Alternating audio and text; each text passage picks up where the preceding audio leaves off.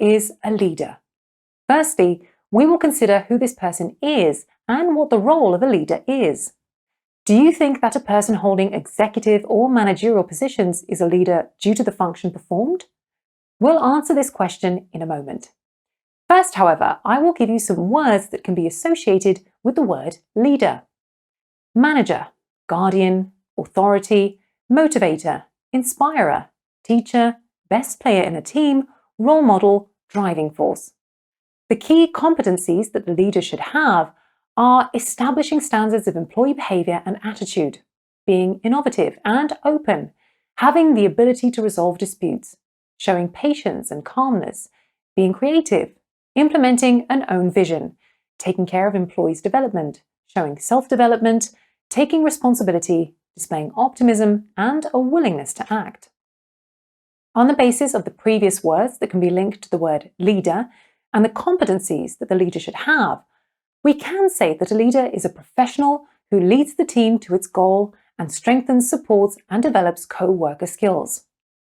If we want to answer the previous question, to be a leader of a team, it's not enough to merely hold an executive or managerial position. A leader is a team member who, through authority and competence, becomes a group leader and achieves set goals by supporting, inspiring, and controlling the team's work. Now, let's take a closer look at the brain structure, and we will find out how to become a more effective leader. Our brain consists of left and right hemispheres. The left hemisphere of the brain is oriented towards analytical and logical thinking. It collects data and rationally analyzes the situation. The right hemisphere is responsible for emotions, is focused on relationships and impressions. Most of us grow up using the left hemisphere, while learning to read, write, or count, then while studying specialist subjects or foreign languages. To get a promotion to a position where human relationships are important, we need the right hemisphere. In order to use it and improve our HR management skills, we need to look at the world from a different perspective. Subconsciously, we create mental barriers where there aren't any real problems. In order to avoid such situations, we need to verify our previous methods, habits, assumptions, and beliefs. Now, think about how you could combine all 9 dots visible in the presentation with up to 4 straight lines without lifting up your hand. In most cases, while solving this puzzle, we move within 9 points. Our inability to go beyond these points is our internal barrier, an example of assumptions and beliefs that limit our way of thinking.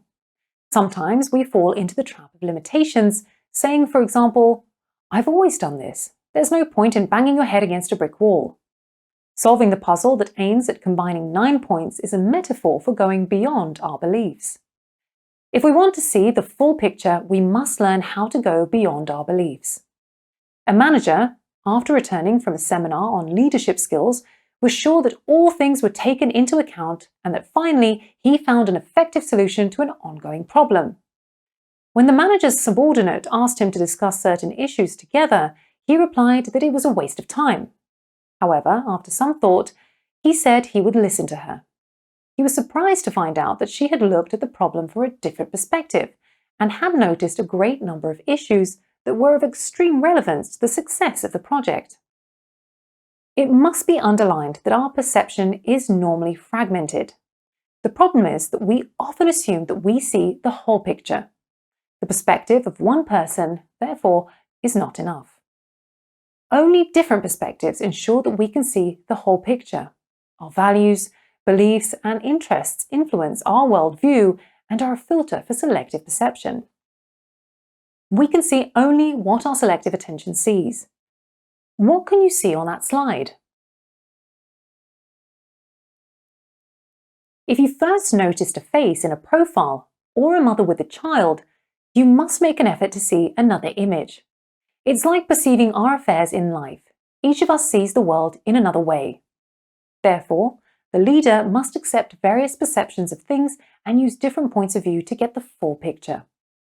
Providing feedback is a crucial element in human relationships.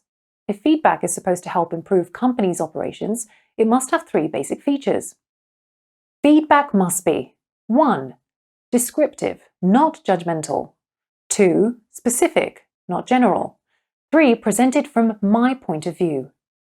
Feedback must include the specific information we give to others and should include constructive comments and positive opinions.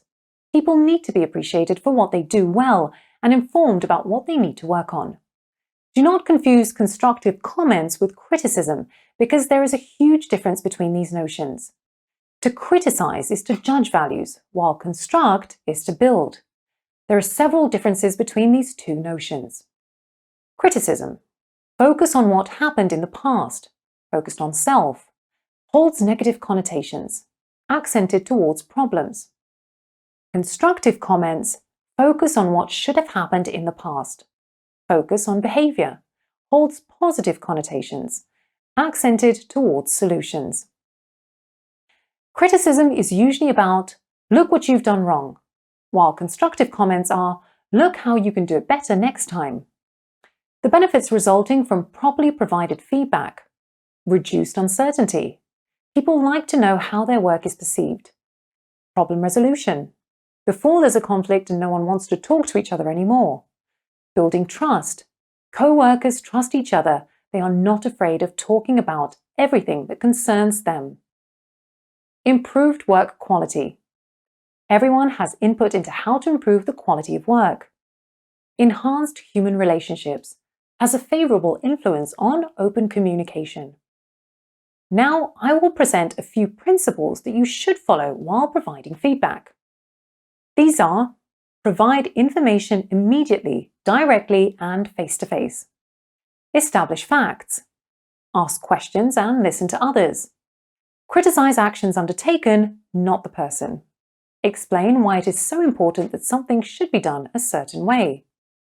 Determine how to resolve a problem. Highlight the other person's strengths. Following these principles guarantees a good, assertive handling of important matters. This doesn't mean we'll achieve what we want. However, you will always be sure that you have done your best to resolve the problem.